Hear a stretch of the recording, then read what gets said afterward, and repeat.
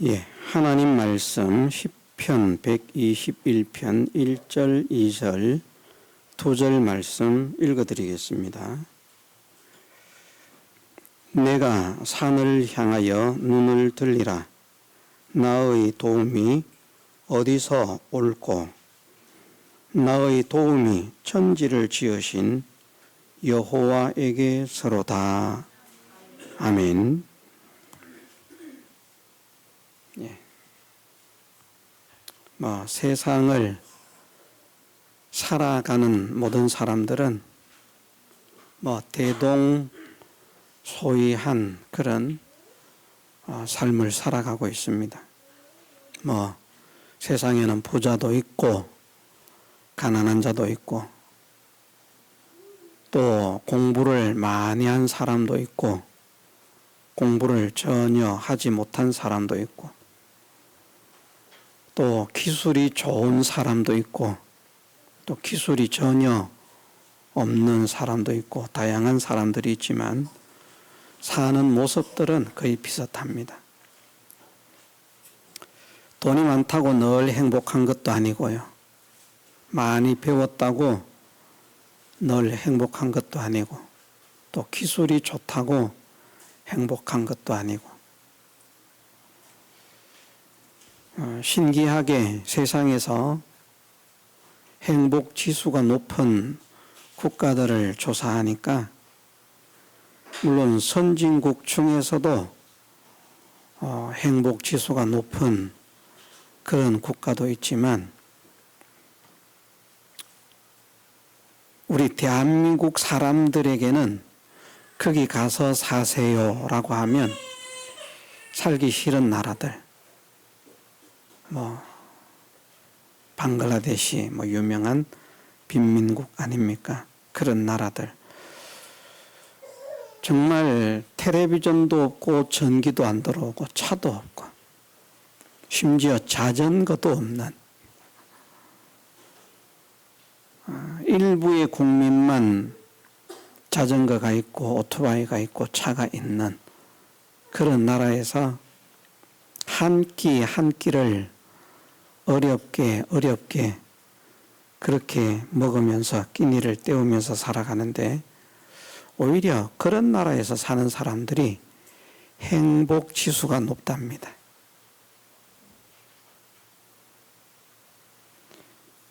이 사람은 비교를 하게 되어 있거든요. 집도 비교를 하게 되어 있습니다. 우리 집은 이런데 우리 옆집은 좋다. 크게 보이면 그것이 보이지 않으면 초가 삼간이라도 행복한데 전부 다 주변에 초가 삼간만 있으면 다 행복합니다. 그런데 거기에 고래등 같은 기와집이 하나 들어오면 초가 삼간에서 행복하게 살던 사람들은 상대적으로 빈곤을 느끼죠. 그래서 불행을 느낍니다. 예전에는 우리나라도 차가 있는 분들이 얼마 있었습니까?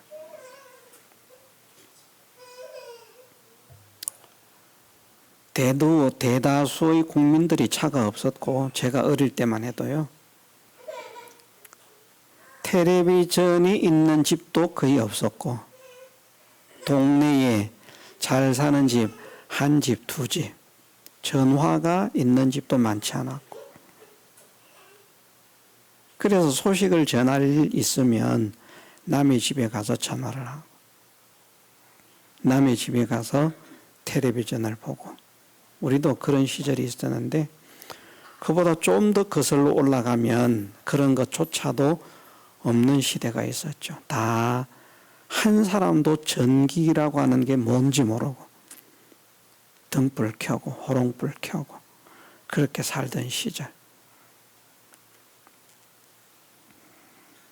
지금은 겨울에 파카를 입어도 춥다. 오리털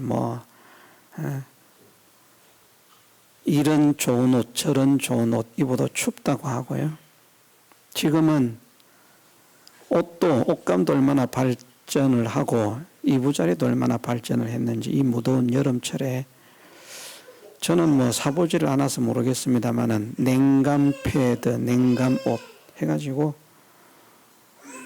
얼마나 기술이 좋은 냉감 패드가 나왔는지 선전에 의하면 거기에 누우면 밑에 얼음을 깔아놓은 것처럼 시원해서 에어컨을 켜지 않아도 시원하게 잘 수 있다. 선전이 그렇습니다. 우리가 선전을 다 믿을 건 없지만 말입니다. 그런데 옛날은 어떻습니까? 옛날은 제가 어릴 때만 해도요. 제가 어릴 때 말입니다. 저는 기억하기로 단벌신사와 같았다고 생각을 합니다. 옛날 사람들은 독구리라고 불렀죠. 독구리. 아십니까 혹시? 니트, 뜨개질로 해서 옷을 만든 것인데 그 니트는 이제 늘어집니다. 옷이. 그러니까 어느 정도 커도 입을 수 있는 거예요. 그래도 크면 이제 썩 짧아지니까 그걸 풀어가지고 실을 더 보태가지고 또 뜹니다. 그러니까 그걸 또 입는 거예요. 사람이 조금 더 크면 또 그걸 풀어가지고 실을 더 보태가지고 또 다시 뜹니다. 그러니까 뭐 아주 화려한 총천연색의 작품이 나오죠. 여름에도 그 옷을 입고 겨울에도 그 옷을 입고 추워도 추운 줄 모르고 더워도 더운 줄 모르고 그렇게 살았습니다. 주변 사람들이 다 그렇게 사니까. 다 그렇게 사니까. 근데 지금은 좋은 옷들이 나오죠. 비싼 차들이 나오죠. 그게 상대적으로 박탈감을 느끼는 거예요. 그래서 잘 사는 나라들일수록 행복지수가 낮다는 겁니다. 행복지수가 낮다. 잘 살면 행복할 것 같은데 잘 사는 사람도 행복하지 않고요. 못 사는 사람도 행복하지 않고 그런 세상이 만들어져 간다. 그래서 사람들은 점점 더 원망이 커져가고 불만이 커져가고 불평이 커져가는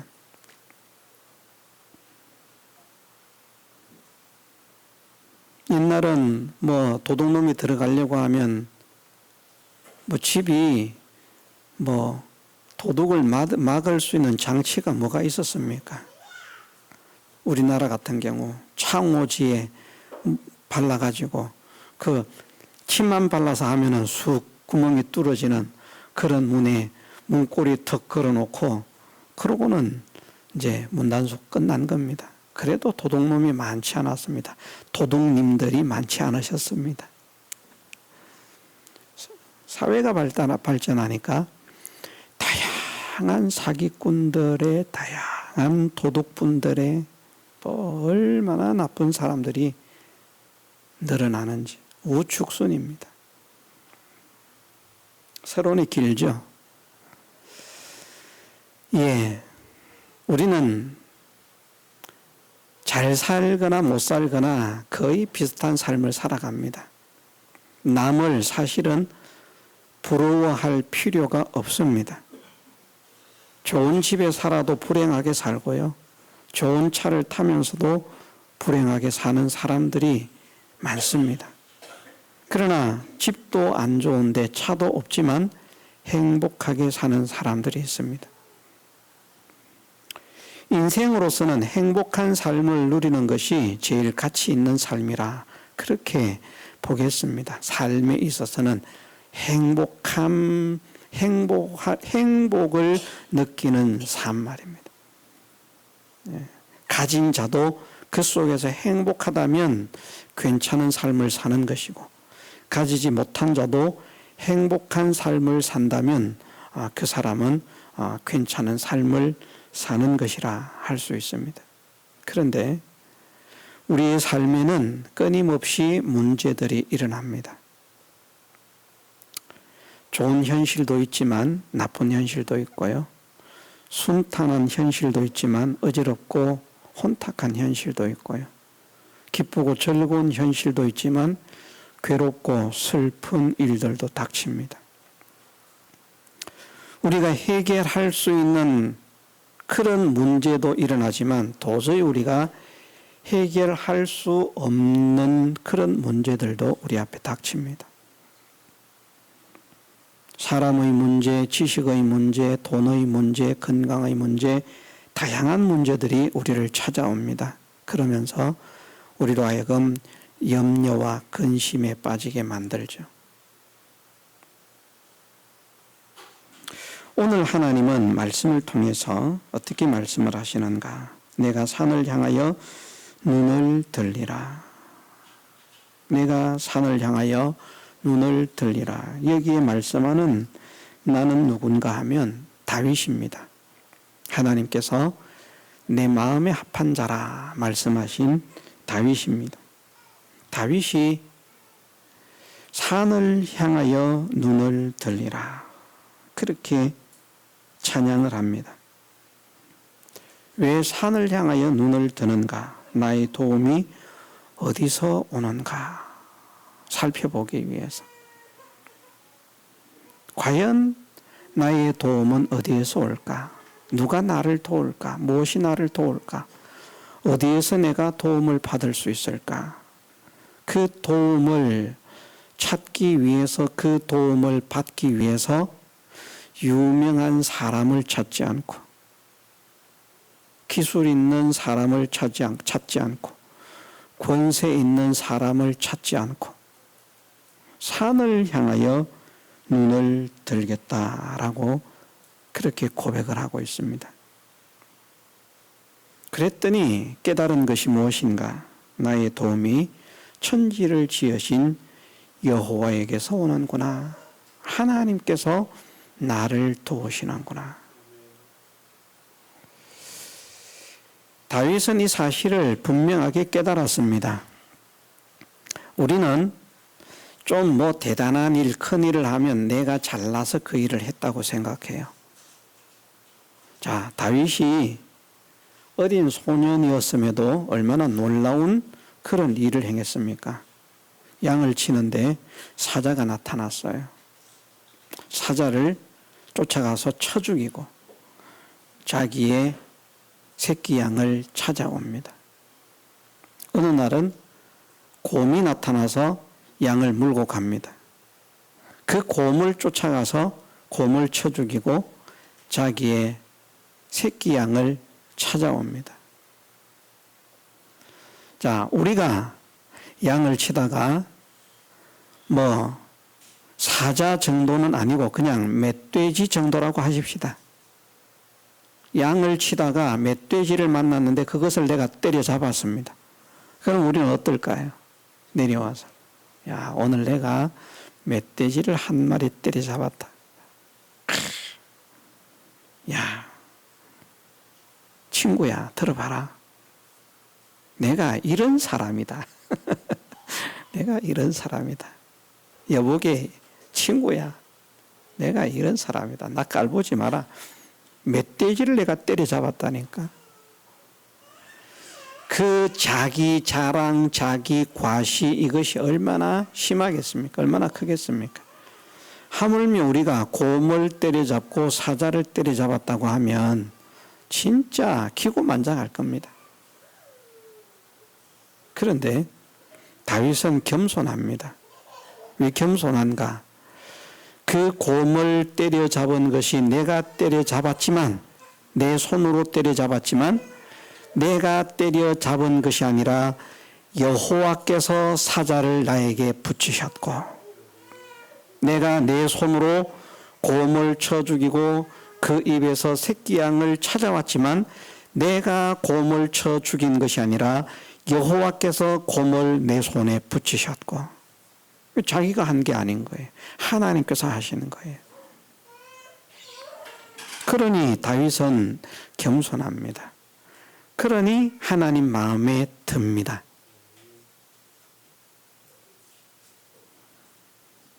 우리가 예를 들어서 돈을 열심히 벌었어요. 잘 벌었어요. 큰 돈을 벌었어요. 그리고는 집을 탁 지었어요. 멋진 집을 지었어요. 그러면 이제 우리 과시가 나오죠. 야, 내가 돈을 벌어가지고 이렇게 좋은 집을 지었다.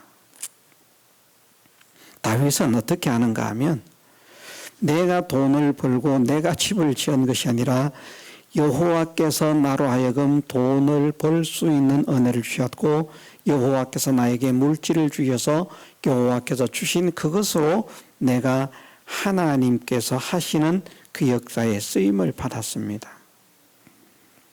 하는 건 분명히 자기가 하는 거예요. 하는 건 자기가 하는데 영광을 자기가 가로채지 않습니다. 자기가 잘나서 했다고 자기를 자랑하고 자기를 과시하지 않습니다. 좋은 일을 하고 훌륭한 일을 하고 위대한 일을 하고 그 결과로서 돌리는 영광은 다 누구에게 돌리는가 하면 하나님께 돌립니다. 하나님께서 하셨다. 사자도 하나님께서 내 손에 붙이셨다. 곰도 하나님께서 내 손에 붙이셨다. 이 모든 물질이 하나님께서 내게 주신 것이다. 하나님께로 온 것을 하나님께 드렸을 뿐이라. 이런 마음. 그러니 하나님 보실 때 얼마나 사랑스럽겠습니까? 하나님 보실 때 하나님께서 사랑하실 수밖에 없는 그 마음을 가지고 그런 삶을 살게 된 배경이 어디에 있는가 하면 나의 도움은 여호와십니다. 다윗은 세상에 의지할 사람이 없었습니다. 다윗을 도와주는 사람이 없었습니다. 부모에게도 버림을 받았지 않습니까? 친척들도 버렸고요. 외면하고 형제들도 버리고 외면합니다. 부모가 있는데 과처럼 살고 형제가 있는데 외톨이처럼 살고 친척들이 있는데 외로운 삶을 살아가는 것이 다윗입니다. 누가 도와주는 사람이 없는 거예요. 그 어렵고 고단한 삶을 한 걸음 한 걸음 살아나가면서 다윗은 내가 괴롭습니다. 내가 힘듭니다. 내가 어렵습니다. 내가 고통스럽습니다. 내가 슬픕니다. 내가 절망적입니다. 하나님 나한테 왜 이러십니까? 어려서부터 다윗은 하나님 잘 믿었잖아요. 그만큼 잘 믿었으면 하나님께서 얼른 복을 주셔야 되는데 상당한 오랜 세월을 고생을 하게 하셨거든요. 그러면 우리 같으면 하나님 도대체 나한테 왜 이러세요? 하나님이 살아계신다면 왜 이렇게 하시는 겁니까? 정말 하나님 살아계시는 거 맞습니까? 있는 거 맞습니까? 없는 것 같은데요. 그러면서 믿음을 던져버리고 하나님을 회방하고 원망하고 하나님을 대적하는 그런 사람으로 전락하기 쉬운 그런 환경 속에서 살아가고 있는데, 그런데 다윗의 마음은 나를 도우시는 분은 하나님이시다. 나를 도우시는 분은 여호와시다. 여호와 외에는 나를 도울 자가 없다 하는 이 사실을 분명하게 믿었습니다. 그러니 그 하나님의 도움을 받기 위해서 산을 향해서 눈을 드는 것입니다. 하나님의 도우심을 받는 방법이 산을 향해서 눈을 드는 것밖에는 없기 때문에. 아니, 하나님이 하늘에 계시는데 왜 산을 바라볼까? 여기에 산은, 자, 성경에서 산이 여러 가지 상징을 가지고 있습니다만은 금이 믿음을 상징하는 것처럼 산도 믿음을 상징하는 그 부분이 있습니다. 금이 믿음을 상징하는 것은 금은 우리의 세상 사람들이 말할 때 금이 많다 그러면 부자라는 것, 부유함을 나타내는 아주 기존적인 광물, 물질이 금입니다. 믿음으로 우리가 참된 부자가 될 수 있기 때문에, 진짜 부자는 믿음으로 되기 때문에 우리가 이것을 믿으십시다. 영적인 하나님 나라의 부자가 되는 것도 믿음이고요, 육신적인 세상의 부자가 되는 것도 믿음인 줄 믿으십시다.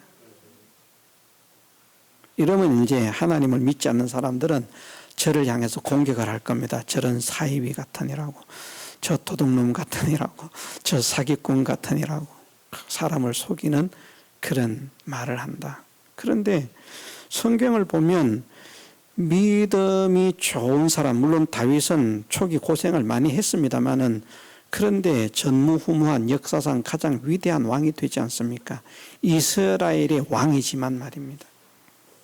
연단을 통해서 하나님께서 그 연단이 필요하기 때문에 연단의 길을 걷게 하시고, 그 연단의 길을 걸어보니까 다윗은 자기의 백성들이 보여지는 겁니다. 태어나서 부유하게 살다가 회사를 차지하면요, 어려운 사람 모릅니다. 밑바닥에서 살아봐야, 밑바닥 인생을 경험해봐야, 아, 밑바닥이 이렇게 힘든 거구나. 낮고 천한 사람들을 무시하지 않을 수 있고요, 불쌍히 여길 수 있고요, 사랑할 수 있고요, 마음을 열 수 있는 겁니다. 그런 정말 모든 백성들을 따뜻하게 아버지와 같이 잘 책임지고 돌보고 양육하고 보호하고 인도하는 위대한 성군이 되게 하시려고 다윗으로 하여금 고난의 길을 걷게 하신 겁니다. 특별한 케이스죠. 그렇지 않으면 대부분의 믿음의 사람들은 다 복과 은혜를 받았다는 사실을 하나님 말씀을 통해서 우리에게 알려주십니다. 우리가 그걸 믿지 않습니까? 아브라함이 복된 게 공부 열심히 해서 복된 것 아니잖아요. 그렇지 않습니까? 아브라함이 복을 받은 게 사업을 열심히 연구를 잘 해가지고 사업 수완이 좋아서 복을 받은 게 아니지 않습니까? 어떻게 보면 아브라함은요, 사업 수완에는 아주 빵점이에요. 빵점. 투자의 실패자. 투자의 귀재가 아닙니다. 투자의 실패자.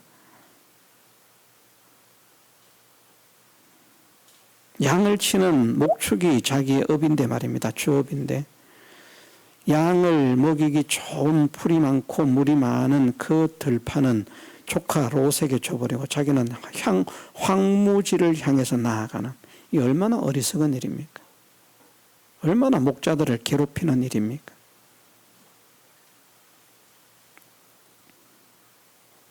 투자의 맹꽁이라니까요, 아브라함은. 사람들이 볼 때. 그런데 사람들은 놀라지 않을 수 없는 겁니다. 투자의 맹꽁이 같은 길을 걸어가는데 아브라함이 투자를 하면 다 성공을 하는 거예요. 투자의 귀재 중에 귀재인 거예요. 실패하는 일이 없는 겁니다.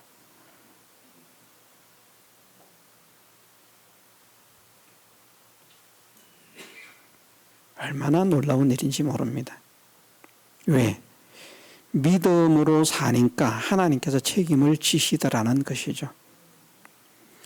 산을 향하여 눈을 들리라 하는 말씀은 믿음의 눈으로 바라보라는 말씀입니다. 육신의 눈으로 세상적인 관점으로 보지 말고 어떤 환경을 만나든지 좋은 환경을 만나도 믿음의 눈으로 그 좋은 환경을 바라보아라. 믿음의 눈으로 그 좋은 환경을 바라보니까, 야, 이 좋은 것이 내가 이룬 것이 아니라 하나님의 은혜요, 하나님께서 주신 것이구나, 하나님의 도움이로구나, 하나님을 찬양합니다. 좋은 것도요. 또 막 사망의 음침한 골짜기와 같은 그런 사납고 혹독한 시련의 현실을 만납니다. 그런데 믿음의 눈으로 바라보니까 나를 도우시는 하나님이 저것보다 세력이 큰데, 저것보다 힘이 센데, 저것보다 권세가 있으신데, 저런 것들은 하나님의 권세와 능력과 힘과 지혜에 비하면 저건 아무것도 아닌데, 이런 전지하시고 전능하신 하나님께서 나를 사랑하시고 나와 함께 계시고 나를 책임져 주시는데, 이 믿음을 가지니까 원망하고 불평하고 낭망할 수밖에 없는 현실을 만났는데, 다윗은 마음이 평온하고요, 즐겁고요, 찬송이 나오고요. 기이한 사람이라니까요. 기이한 사람. 우리가 이런 믿음의 걸음을 걸어가게 해주시기를 주님의 이름으로 축원합니다. 진짜 모든 현실, 모든 환경 속에서 믿음의 눈으로 바라볼 수 있는, 믿음의 눈으로 바라보면 절대 교만하지 않습니다. 하나님의 은혜임을 믿기 때문에, 하나님의 역사임을 믿기 때문에, 하나님의 능력임을 믿기 때문에 하나님께 감사하고 하나님께 영광을 돌리고요. 믿음의 눈으로 바라보면 절대 두려움이 없고 절망이 없습니다. 절벽에서 떨어지고 있어도 믿음의 눈으로 바라보면 하나님께서 떨어지게 하신 것이라면 그 속에서 소망이 있는, 우리가 자주 듣는 말씀이지만 제가 너무나 자주 예를 들기 때문에 식상할 수도 있습니다만은, 사드락과 메삭과 아벳노고가 풀무로 들어가는 걸음이 얼마나 경쾌하고 신났을까. 소풍을 가는 것처럼. 왜냐하면 사드락과 메삭과 아벳노고는 믿었지 않습니까? 왕이여, 왕이 우리를 풀무 속에 던져 넣는다 하실지라도 우리가 믿는 하나님이 능히 우리를 구하여 내시겠고, 참 멋진 믿음입니다. 아무리 생각을 하고 또 생각을 해도 정말 멋진 믿음입니다. 두려움이라고 하는 것은 눈꽃만큼도 보여지지 않는, 절망이라고 하는 것은 눈꽃만큼도 보여지지 않는, 우리가 하나님을 믿는데 무엇이 걱정이냐, 무엇이 염려냐.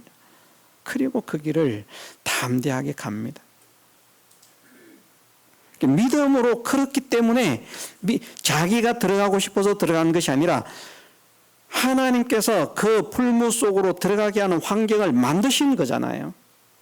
하나님을 믿었는데, 사람들이 볼 때는 하나님이 살아계신다면 왜 저런 애매한 억울한 현실을 만나야 되느냐.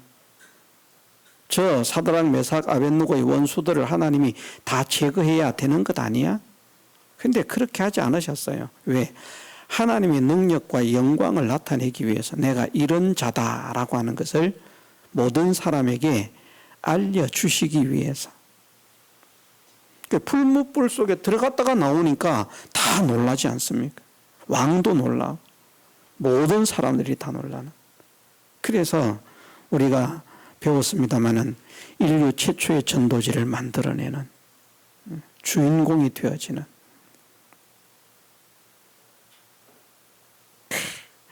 내가 만든 신상 앞에 절하지 않는 자들은 죽여버릴 것이다. 얼음장을 놓았던 느부갓네살 왕이 사드락과 메삭과 아벳노고의 섬기는 하나님께 설만이 말하는 자는 몸을 쪼개버리고 집을 거름토로 삼아라 할 만큼 말입니다. 기절초풍하지 않을 수 없는 그 멋진 믿음의 길. 그런 믿음을 통해서 하나님이 역사를 일으키시더라는 겁니다. 우리가 믿음의 눈으로 우리 환경을 볼 필요가 있고요. 믿음의 눈으로 우리 현실을 볼 필요가 있고요. 믿음의 눈으로 모든 사건을 볼 필요가 있습니다. 믿음의 눈으로 봐야 됩니다. 육신의 눈으로 보면 결코 하나님의 능력과 은혜를 경험하고 체험할 수 없습니다. 믿음의 눈으로 봐야 됩니다. 믿음의 눈. 하나님은 나를 도우십니다. 하나님은 나를 책임지십니다. 하나님은 나를 살리십니다. 하나님은 나를 고치십니다. 하나님은 나를 변화시키십니다. 하나님만 내 문제를 해결하십니다. 우리가 문제가 있을 때 사람들 마음이 답답하니까 사람들한테 하소연하지만 그 사람들이 도움을 줄 수 있습니까? 도움 못 줍니다. 물질적인 도움은 줄 수도 있어요. 그건 저도 줄 수도 있습니다.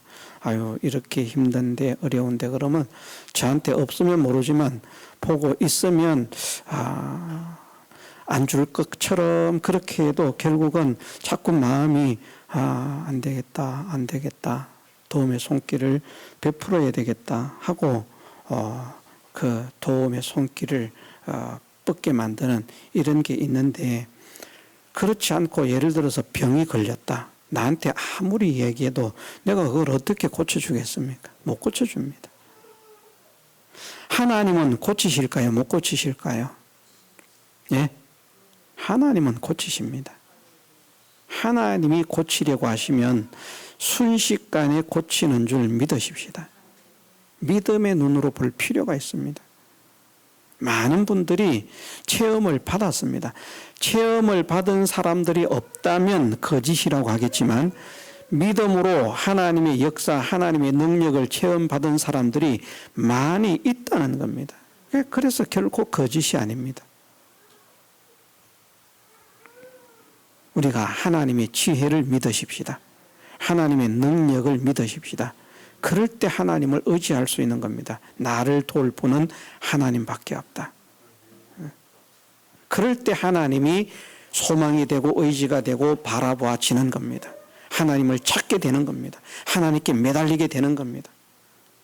이런 하나님이 믿어지지 않으니까 문제만 생기면 누구한테 가서 하소연하지? 사람을 찾습니다. 누구한테 내 이 아픈 마음을 털어놓지? 사람들한테 털어놓습니다. 사람 알아주지 않습니다. 앞에서 알아주는 것 같지만 알아주지 않습니다. 뒤에서 기도해 주는 사람도 많지 않습니다.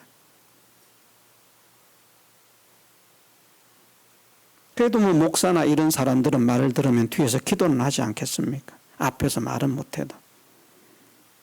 전 참 큰 병이 있는데요. 저도 말을 잘 못해요.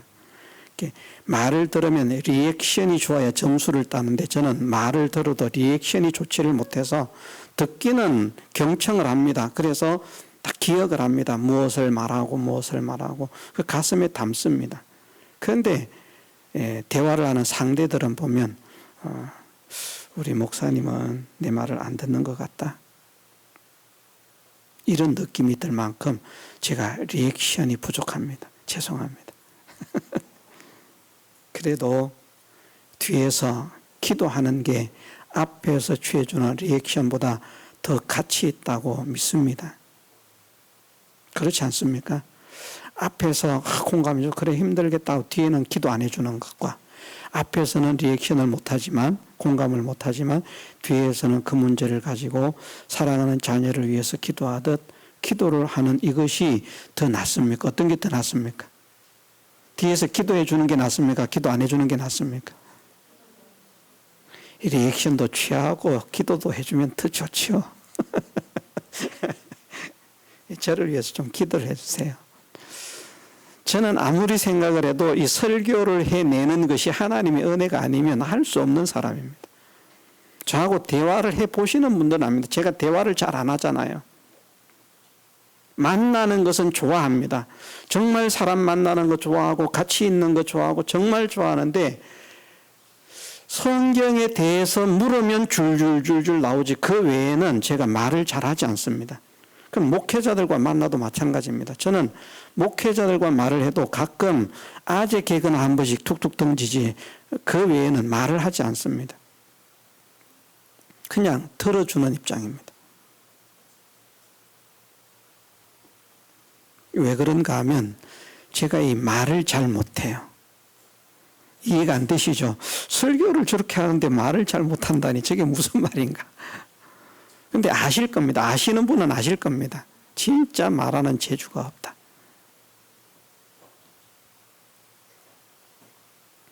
그래서 어떤 분들은 그럽니다. 목사님은 대화의 기술이 부족하다고. 대화의 기술이 부족하다. 세상 대화는 정말 힘들고 어려워요.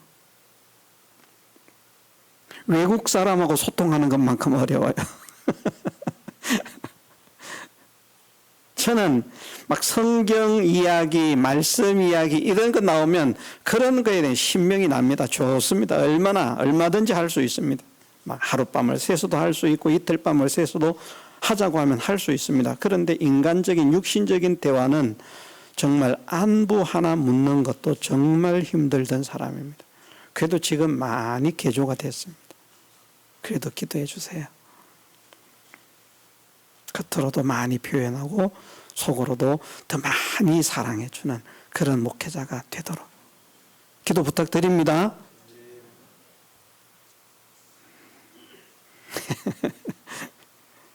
믿음의 눈으로 바라보십시다. 우리 현실을 믿음의 눈으로 바라보면 성공합니다. 믿음의 눈으로 바라보면 승리합니다. 믿음의 눈으로 바라보면 행복해집니다. 믿음의 눈으로 바라보면 모든 것이 해결됩니다. 그렇지 않으면 우리는 점점 더 절망과 고통과 어두움 속으로 들어갈 수밖에 없습니다. 다 같이 통성으로 기도드리겠습니다.